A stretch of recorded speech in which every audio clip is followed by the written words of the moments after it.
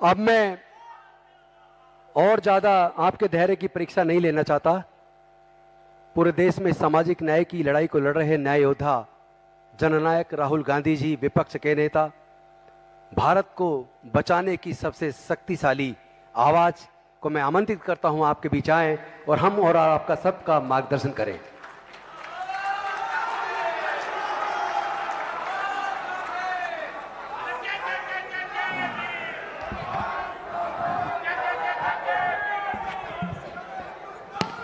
जय जय जय जय जय भीम। जय जय जय जय जय भीम। संविधान के सम्मान में, संविधान के सम्मान में, संविधान के सम्मान में भारतीय संविधान जिंदाबाद, भारतीय संविधान जिंदाबाद, सामाजिक न्याय जिंदाबाद, सामाजिक न्याय लेकर रहेंगे, सामाजिक न्याय लेकर रहेंगे। राजेश राम जी, शकील अहमद खान जी, कृष्णा अलवारू जी, अंशुल अभिजित जी, शशि पंडित जी, ओम प्रकाश महतो जी, बच्चू प्रसाद बीरू जी, doctor KP Singh ji, Mukhtar Ansari ji, doctor नसीब इकबाल कमाली जी, संजीव कुमार बिट्टू जी, ज्ञान रंजन जी, उषा जी, श्याम सुंदर ठाकुर जी, भागीरथ मांझी जी, अनिल जयहिंद जी, भाइयों और बहनों, आप सबका दिल से यहां बहुत बहुत स्वागत, नमस्कार।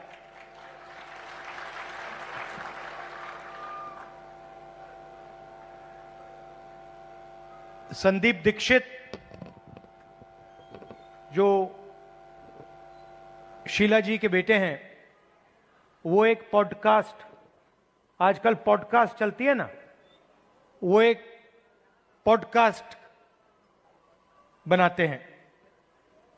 तो उन्होंने मुझसे कहा कि मैं उनके पॉडकास्ट पे जाऊं।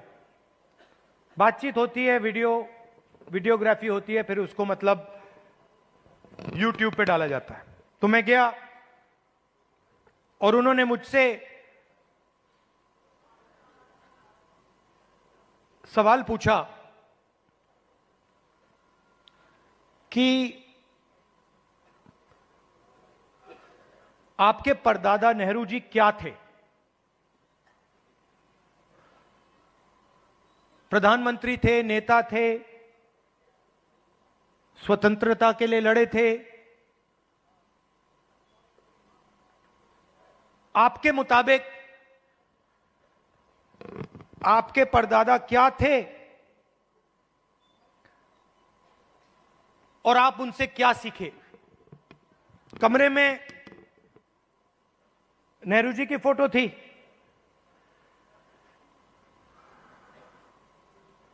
एक तरफ गांधी जी की पेंटिंग थी, और मैंने सोचना शुरू किया कि मेरे जो परदादा नेहरू जी थे वो असलियत में क्या थे। और दोनों फोटो को मैं देख रहा था और मेरे दिमाग में बात आई कि ये दोनों जो लोग थे, जवाहरलाल नेहरू और महात्मा गांधी, ये दोनों सच्चाई से मोहब्बत करते थे।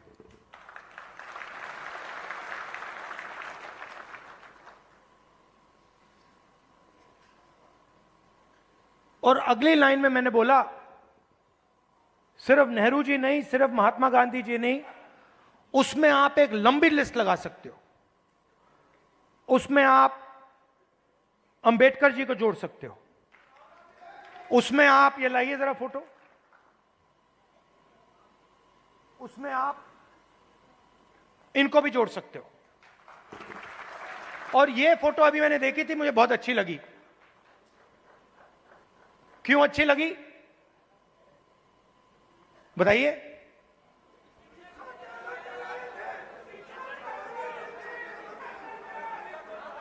क्योंकि जो इनकी पत्नी है और इनके बीच में समानता है, रिस्पेक्ट है। ये देखकर ये पता लग रहा है कि रिस्पेक्ट है। तो ये सब लोग, और आप हजारों साल पहले शुरू कर सकते हैं।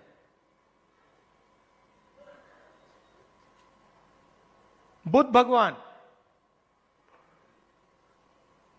सच्चाई से मोहब्बत करते थे, सच्चाई से दूर नहीं जा सकते थे।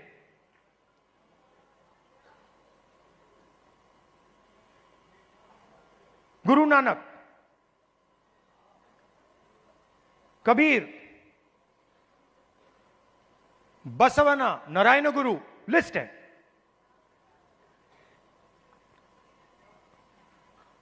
तो लोग मुझे कहते हैं कि ये संविधान 1947 में लिखा गया था, और मैं उनसे कहता हूं नहीं, यह संविधान हजारों साल पुराना है।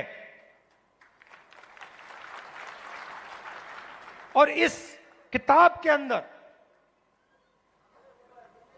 अंबेडकर जी की सोच, फूले जी की सोच, गांधी जी, नेहरू जी, गुरु नानक जी, कबीर, जिन लोगों को हिंदुस्तान मानता है और रिस्पेक्ट करता है, उनकी सोच इसके अंदर है। तो जब मैं इस किताब को, और जब आप इस किताब को ऐसे पकड़ते हो, आप 70-80 साल पुरानी किताब को नहीं पकड़ रहे हो, आप हजारों साल पुरानी विचारधारा की रक्षा कर रहे हो।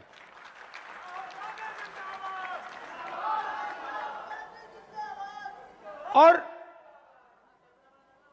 अगर हम सच्चाई की बात करें तो क्या इसमें सावरकर जी की विचारधारा है? हो ही नहीं सकती, क्योंकि वो सच्चाई का सामना नहीं कर पाए। अब ये बात किसी को अच्छी लगे ना लगे, ये सच्चाई है, तो मुझे ये बोलनी ही पड़ेगी। तो कॉन्स्टिट्यूशन हिंदुस्तान की सच्चाई का रक्षक है, और जो हजारों सालों का जो विजडम है, जो हिंदुस्तान के लीडर्स ने, बड़े बड़े महापुरुषों ने इस देश की जनता से सीखा, वो इसके अंदर है।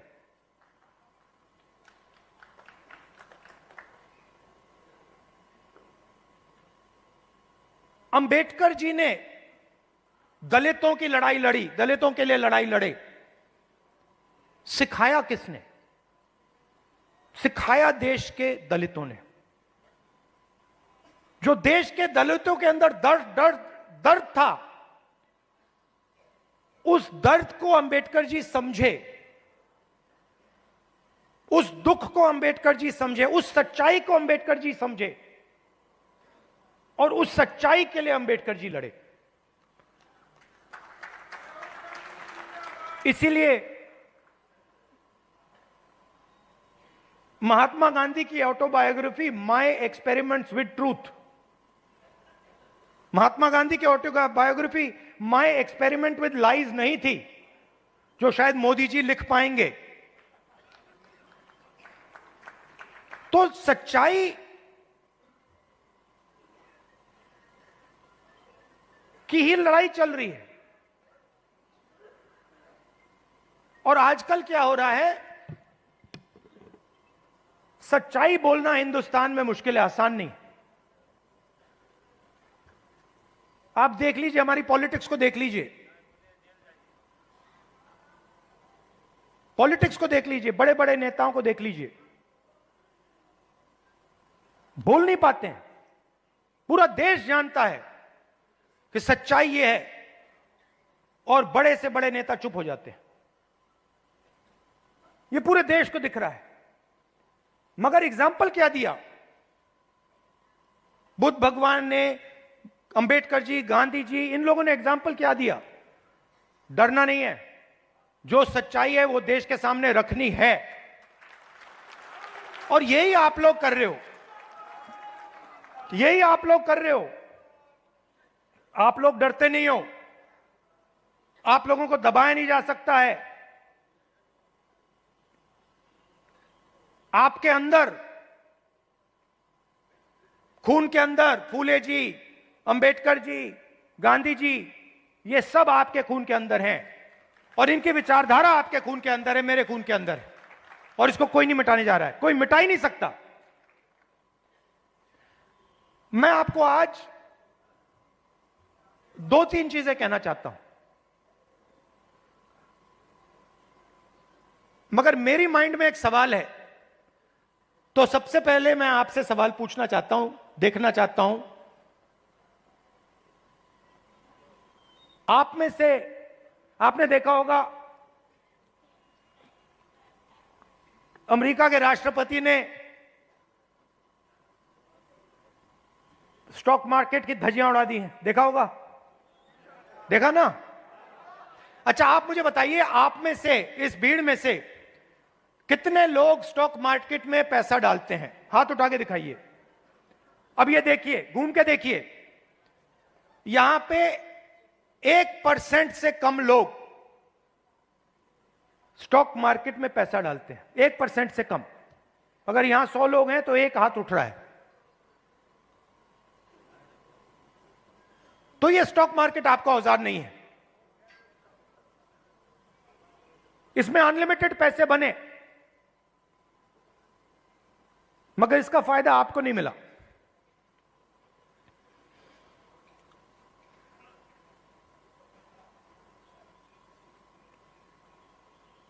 सीधी बात करूं, सीधा बोलूं, ठोक के, हमारे यहां पे केपी सिंह जी हैं, कहां हैं केपी सिंह जी? आइए आइए। केपी सिंह जी, अब गलत मत मानना जो मैं कहने जा रहा हूं। देखिए, केपी सिंह जी ने कहा, बैठिए बैठिए, आइए। केपी सिंह जी ने कहा कि मैं ऑर्थोपेडिक सर्जन हूं। कहा ना आपने? कहा। कुछ दिन पहले पार्लियामेंट हाउस में डेलीगेशन आया, वहां पे ऐसे ही एक व्यक्ति ने मुझे कहा, मैं आईआईटी का प्रोफेसर हूं, और मैंने उससे यही कहा कि देखिए, मैं कुछ कहना चाहता हूं मगर शायद आपको अच्छा ना लगे, इजाजत है? उन्होंने कहा हां, कह दीजिए। और वही मैं आपसे इजाजत लेना चाहता हूं, इजाजत है? देखिए,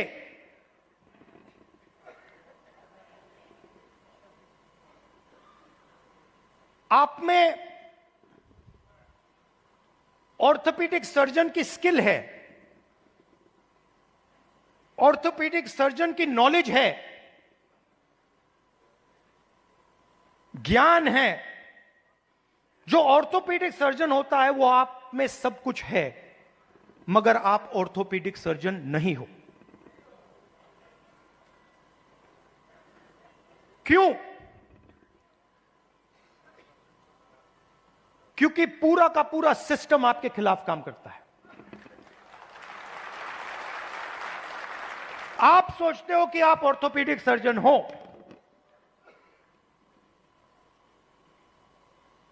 मगर आप अस्पताल को कभी नहीं चला पाओगे, आपको चलाने नहीं दिया जाएगा, कभी नहीं चलाने दिया जाएगा। और अगर आप में क्षमता चलाने की हो तो आपको फाइनेंस नहीं मिलेगा, पैसा नहीं मिलेगा, बैंक लोन नहीं मिलेगा। और अगर आपने बैंक लोन ले लिया और आपने अस्पताल भी शुरू कर दिया, तब ब्यूरोक्रेसी आपको रोकने की कोशिश करेगी। तो आपके मन में लग रहा है आपको कि मैं ऑर्थोपीडिक सर्जन हूं, मगर ऑर्थोपीडिक सर्जन के सच्चे औजार आपके हाथ में नहीं है, आपके खिलाफ काम कर रहे हैं।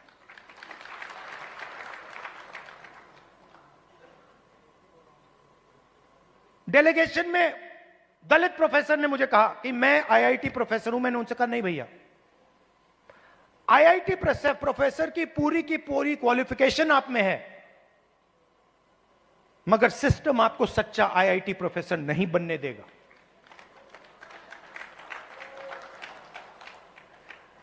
और यह सच्चाई आस्ते आस्ते आस्ते आस्ते मुझे बहुत गहराई से समझ आ गई है। इस देश में अगर आप दलित हो, पिछड़े वर्ग के हो, आदिवासी हो, माइनॉरिटी हो, और उसमें मैं महिला भी जोड़ सकता हूं, पिछड़ा बोला, ईबीसी हो, अति दलित हो, अगर आप अपर कास्ट के नहीं हो तो आप सेकंड क्लास सिटीजन हो। और मैं ये ऐसे नहीं बोल रहा हूं, मैं सोच समझ के बोल रहा हूं, मैं पढ़ लिख के बोल रहा हूं, और मैं सिस्टम को बहुत गहराई से देखने के बाद बोल रहा हूं। मैं आपको 2-3 उदाहरण देना चाहता हूं। तेलंगाना में हमने कास्ट सेंसस किया, और बात अब तेलंगाना में कास्ट सेंसस से बहुत आगे निकल गई है।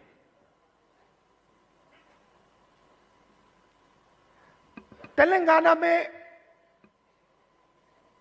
हम आपको ऐसा इंफॉर्मेशन दे सकते हैं, सामाजिक इंफॉर्मेशन, कि आप अपने सपने में भी नहीं देख पाओगे। वो कैपेबिलिटी अब तेलंगाना की सरकार के हाथ में है। मैं आपको आज स्टेज से बता सकता हूं कि अगर आप तेलंगाना में देखें और उन लोगों की लिस्ट निकालें जिन्होंने बैंक लोन लिया है, सरकारी बैंक लोन, सरकारी बैंक से लोन या प्राइवेट बैंक से लोन, उस लिस्ट में आपको ना एक ओबीसी मिलेगा, ना एक ईबीसी मिलेगा, ना एक दलित मिलेगा, ना एक आदिवासी मिलेगा। तेलंगाना की सबसे बड़ी कंपनियों की आप लिस्ट निकालिए, उनके मालिकों की लिस्ट निकालिए, उनकी सीईओज की लिस्ट निकालिए। यह सब हम तेलंगाना में अब कर सकते हैं। उनकी मैनेजमेंट टीम की लिस्ट निकालिए, आप हैरान हो जाओगे। मैनेजमेंट में, सीईओ की लिस्ट में, मालिकों की लिस्ट में आपको ईबीसी, ओबीसी, दलित, अति दलित, आदिवासी कहीं नहीं मिलेंगे, है ही नहीं। मैं आपसे नहीं कह रहा हूं कि 5% हैं, मैं आपसे नहीं कह रहा हूं कि 5% हैं, 0 है, 0 है ही नहीं। और आप दूसरे तरफ मजदूरों की लिस्ट निकालो, जो 21वीं सदी के नए मजदूर बने, गिग वर्कर्स, जो उबर चलाते हैं, जो 21वीं सदी की मजदूरी करते हैं, उनकी लिस्ट निकालो। 90% से ज्यादा, 95% दलित, पिछड़ा वर्ग, ईबीसी, आदिवासी, डोमेस्टिक सर्वेंट्स की लिस्ट निकालो। दलित, ओबीसी, ईबीसी, आदिवासी, अति दलित।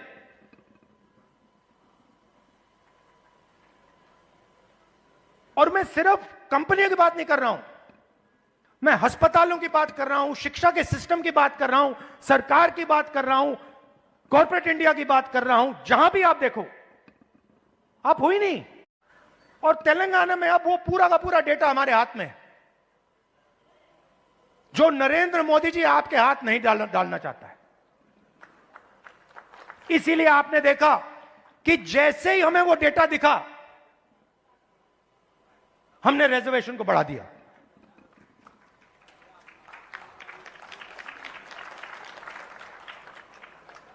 मैंने नरेंद्र मोदी जी को लोकसभा में सामने बोला, ये जो फेक दीवार बना रखी है 50% रिजर्वेशन की, इसको अगर आप नहीं तोड़ोगे तो हम इसको तोड़ के गिरा के फेंक देंगे। और दूसरी बात, इस देश के दलितों को, पिछड़ों को, ईबीसी, ओबीसी, अति दलित, आदिवासी, गरीब जनरल कास्ट के लोगों को पता लगना चाहिए कि इस देश की सच्चाई क्या है, कि 5% लोग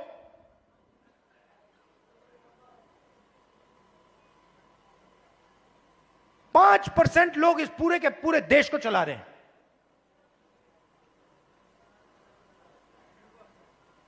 दस 15 लोग हैं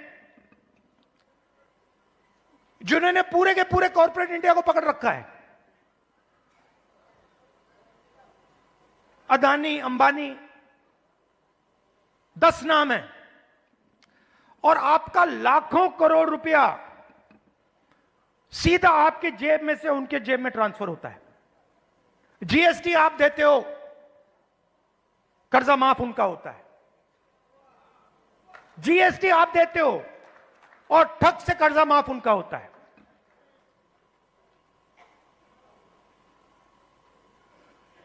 आप स्कूटर में पेट्रोल भरते हो, पैसा उनके जेब में जाता है। आप अपने बच्चों को कॉलेज, यूनिवर्सिटी भेजते हो, पैसा उनके जेब में जाता है। आप बीमार होते हो, पैसा उनके जेब में जाता है। तो आप सबको घेर के रखा हुआ है,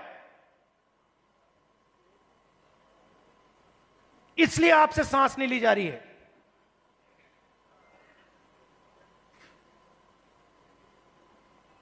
क्योंकि पूरे सिस्टम ने आपको घेर के रखा हुआ है, और उसमें गरीब जनरल कास्ट भी हैं। वो भी उन कंपनियों में नहीं जा सकते, वो भी डॉक्टर नहीं बन सकते, वो भी लॉयर नहीं बन सकते।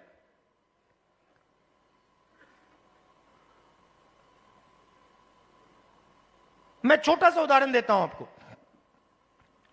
सुल्तानपुर में मैं गया, वहां पे चेतराम मोची जी हैं। पता नहीं आपने वीडियो देखा, नहीं देखा? देखा था? तो मेरी दोस्ती हो गई उनसे। मैंने गाड़ी रोक दी, मैं वहां जाके बैठ गया। मैं आपको बताना चाह रहा हूं कैसे फंसाया गया है,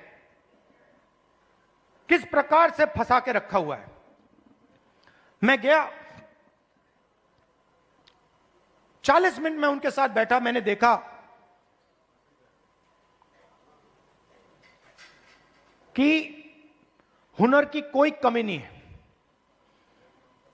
उनसे आप कोई भी उनको आप कोई भी जूता दे दो और कहो भैया इसको बना दो, कोई भी हो, मतलब ब्रांडेड जूता हो, ये आपने जो पहना हुआ ये हो, कुछ भी, 2-3 घंटे में वही जूता आपको मिल जाएगा, उससे अच्छा मिल जाएगा।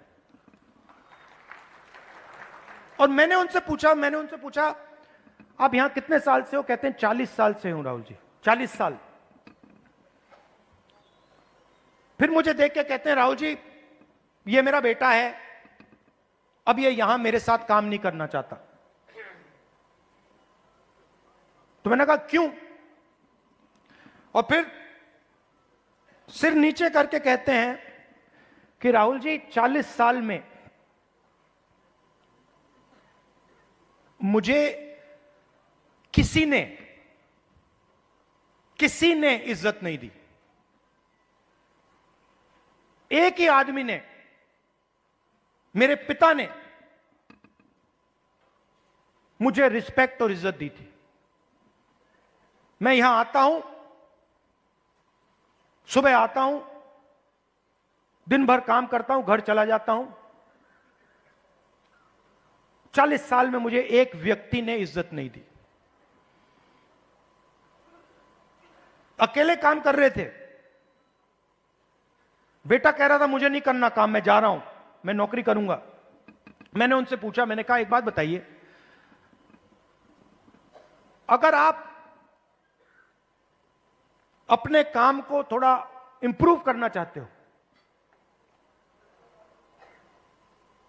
तो आप क्या कदम लोगे? एकदम उन्होंने मुझे बोला कि देखिए राहुल जी, मैंने एक मशीन है, मैंने उसकी फोटो देखी थी, अगर वो मशीन मुझे मिल जाए तो मेरा काम डबल हो जाएगा ऐसे ही। तो हमने क्या किया, बहुत महंगी मशीन नहीं थी,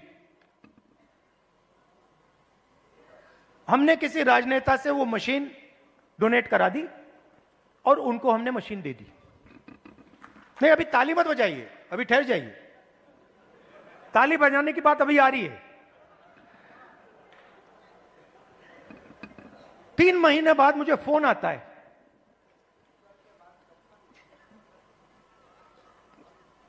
चेतराम मोची जी कहते हैं राहुल जी मैं बड़ा खुश हूं। मैंने कहा क्यों? कहते हैं राहुल जी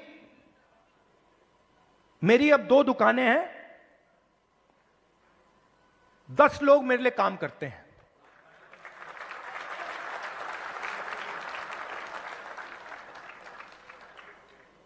दस लोग मेरे लिए काम करते हैं, मेरी 2 दुकानें हो गई हैं।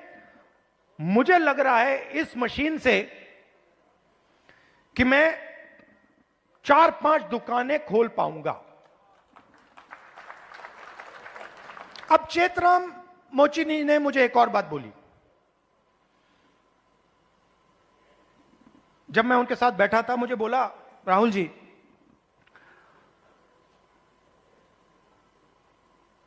यूपी सरकार ने मुझे एक बार ट्रेनिंग पे बुलाया,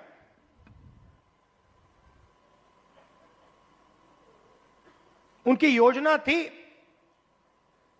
ट्रेनिंग पे बुलाया। तो मैंने उनसे कहा क्या सीखे? कहते राहुल जी मैं वहां गया, ट्रेनर से ज्यादा तो मुझे मालूम था। वो ट्रेनर को मतलब वो तो ट्रेनर मोची ही नहीं था, उसको तो कुछ मालूम ही नहीं था। मैंने कुछ टाइम उसको समझाने की कोशिश की, मगर फिर वो समझा नहीं तो वापस आ गया। अब आप देखिए हुनर किसके हाथ में है? चेतराम जी के हाथ में। ट्रेनिंग कौन दे रहा है?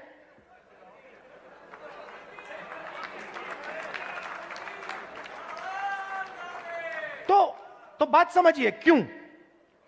क्योंकि ट्रेनिंग का नेटवर्क कंट्रोल में है। मशीन क्यों नहीं मिल रही? बैंक का सिस्टम कंट्रोल में है।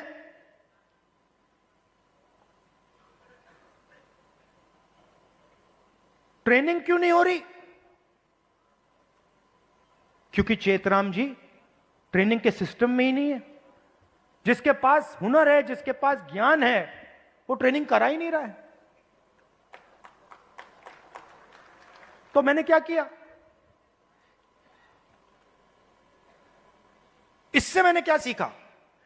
मैंने तेलंगाना के चीफ मिनिस्टर को चिट्ठी लिखी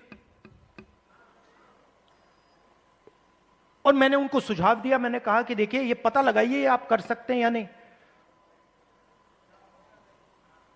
आईटीआई के सिस्टम में क्या होता है? ट्रेनिंग होती है, बढ़ई की ट्रेनिंग होती है, प्लम्बर की ट्रेनिंग होती है, मोची की ट्रेनिंग होती है, कुम्हार की ट्रेनिंग होती है, ये सब ट्रेनिंग होती है। तेलंगाना में मैंने चीफ मिनिस्टर को सुझाव दिया कि आप ऐसे कीजिए, आप सर्टिफिकेशन सेंटर बनाइए। तेलंगाना में लाखों मोची हैं, नेटवर्क है मोची का, उस नेटवर्क के अंदर हुनर है, कैपेबिलिटी है। मैंने चीफ मिनिस्टर से कहा कि ट्रेनिंग इनसे करवाइए। तो हजारों मोची, जो गुरु शिष्य की परंपरा है हिंदुस्तान में, हजारों मोची ट्रेनिंग कराएंगे, सर्टिफिकेशन सरकार करेगी। और जब एक मोची ट्रेनिंग करेगा और उसका शिष्य सर्टिफिकेशन पाएगा, तो मोची के बैंक अकाउंट में सीधा सरकार पैसा डालेगी। तो मेरा कहना है, सवाल पूछता हूं आपसे, बढ़इयों के लिए हिंदुस्तान में बैंक क्यों नहीं है? मोचियों के लिए हिंदुस्तान में बैंक क्यों नहीं है? बढ़इयों का अपना ट्रेनिंग सेंटर क्यों नहीं है? हुनर तो उनके पास है। तो जाति जनगणना जो हमने तेलंगाना में किया है, वो विकास के सिस्टम को ही बदलने जा रहा है। क्योंकि हम 21वीं सदी में जी रहे हैं।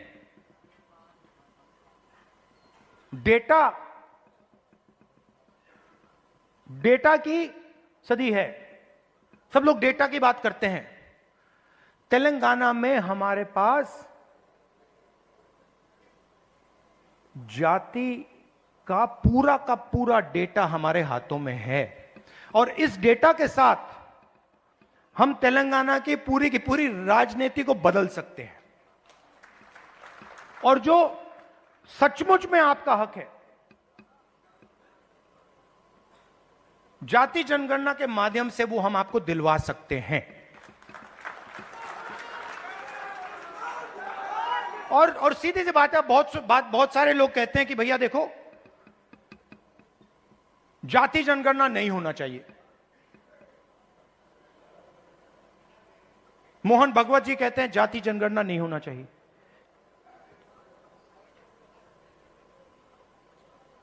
अगर आपको चोट लगती है, आप अस्पताल जाते हो, कभी आपसे डॉक्टर कहता है भैया एक्सरे मत करो। एक्सरे से कोई नुकसान थोड़ी होता है, एक्सरे से सच्चाई पता लगती है। वही हम कर रहे हैं, एक प्रकार से हम सामाजिक एक्सरे कर रहे हैं कि भैया सच्चाई क्या है, किसके पास कितना धन है, कौन कहां बैठा है, ब्यूरोक्रेसी में कितने लोग हैं, गरीब लोग कितने घुस पा रहे हैं,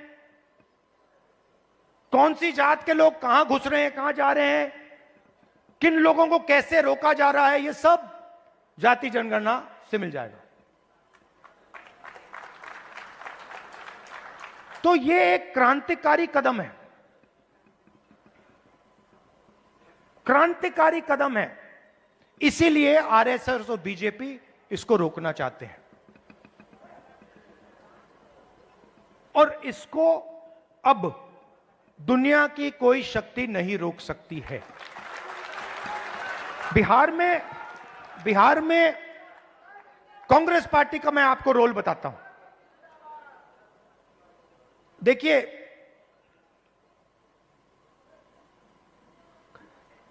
कांग्रेस पार्टी की जिम्मेदारी, गठबंधन की जिम्मेदारी, जो गरीब लोग हैं, जो कमजोर लोग हैं, ईबीसी, ओबीसी, दलित, महादलित, गरीब जनरल कास्ट के लोग, इन सब को जोड़कर, इन सबको जगह देकर, इज्जत देकर, रिस्पेक्ट देकर आगे बढ़ने का काम कांग्रेस पार्टी का है। और मैं आपसे पहला व्यक्ति हूंगा जो आपसे कहेगा कि कांग्रेस पार्टी ने जो पहले काम करना चाहिए था जिस गति से काम करना चाहिए था, जिस मजबूती से बिहार में काम करना चाहिए था, वो हमने नहीं किया। और हम अपनी गलती से समझे हैं और अब हम बिना रुके पूरी शक्ति के साथ जो बिहार के कमजोर लोग हैं, बिहार के गरीब लोग हैं, छोटी जात, छोटी अलग अलग जो ओबीसी, ईबीसी, दलित, महादलित के लोग हैं, उन सब को हम लेकर एक साथ हम आगे बढ़ेंगे। कुछ दिन पहले हमने अपने डिस्ट्रिक्ट प्रेसिडेंट्स चुने और मैं ये नहीं कहूंगा कि ये बहुत बड़ा कदम है, मगर ये एक जरूरी कदम है। पहले हमारे डिस्ट्रिक्ट प्रेसिडेंट्स की लिस्ट में 2/3 अपर कास्ट के लोग थे। अब हमारी नई डिस्ट्रिक्ट प्रेसिडेंट्स की लिस्ट में 2/3 ईबीसी, ओबीसी, दलित, पिछड़ा वर्ग, माइनॉरिटी के हैं। और अगर आप हमारे वर्किंग प्रेसिडेंट्स को देखें तो यह बात और भी गहराई से हुई है। मैंने और खारगे जी ने बिहार की टीम को साफ बता दिया है कि आपका काम बिहार के गरीब जनता की रिप्रेजेंटेशन का काम है। आपका काम दलितों, ईबीसी, ओबीसी, गरीब जनरल कास्ट, महिलाओं को जगह देने का काम है और आपको यह काम बिना झिझके, बिना डरे यह काम पूरा करना है। हम राजनीति में आपके लिए दरवाजा खोलना चाहते हैं। आपके युवाओं को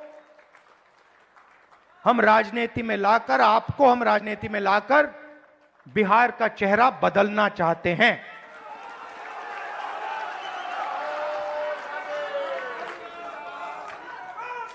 जो बिहार में हुआ है,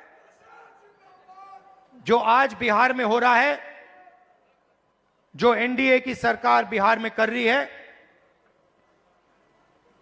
चुने हुए अरबपतियों की राजनीति चल रही है, अदानी अंबानी की राजनीति चल रही है, उससे हम लड़ रहे हैं और उसको हम हराने जा रहे हैं। और हम जानते हैं कि इस देश को बिहार की जनता डायरेक्शन देती है। जब भी राजनीतिक बदलाव आता है, अंग्रेजों के खिलाफ राजनीतिक बदलाव आया, बिहार की जनता ने यह बदलाव लाने का काम किया था और हम समझते हैं कि बिहार की जनता फिर से यह काम करना चाह रही है और यह काम करेगी। और हम आपके साथ मिलकर, शामिल होकर यह काम करना चाहते हैं।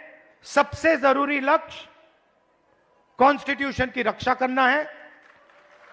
हमारी जो पुरानी विचारधारा है, बिल्कुल मतलब ऐसे, और जो इसके सामने आएगा, आपने देखा होगा पहले नरेंद्र मोदी, उनकी पार्टी कह रहे थे 400 पार, देखा आपने 400 पार। उसके बाद कांग्रेस पार्टी, इंडिया गठबंधन सामने खड़ा हुआ और फिर मोदी जी जब पार्लियामेंट आई, यूं किए कि मैं बदलूंगा नहीं इसको। तो कॉन्स्टिट्यूशन ने और आपने कॉन्स्टिट्यूशन को बचाने का काम किया। इसके लिए मैं आपको दिल से धन्यवाद करता हूं। और जहां भी देखिए,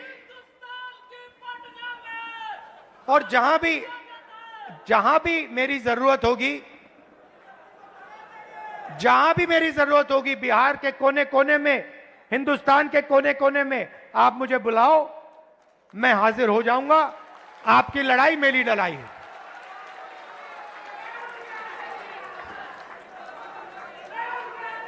दिल से आप सबका बहुत बहुत धन्यवाद। नमस्कार, जय हिंद। जिंदाबाद, भारतीय संविधान जिंदाबाद, भारतीय संविधान जिंदाबाद, खड़े होकर भारतीय संविधान जिंदाबाद, कीजिए, खड़े होकर के सब लोग न्याय योद्धा राहुल गांधी जिंदाबाद, न्याय योद्धा राहुल गांधी जिंदाबाद। जय जय जय जय जय भीम, जय जय जय जय जय भीम, जय जय जय जय जय भीम। बहुत बहुत धन्यवाद आप सभी का।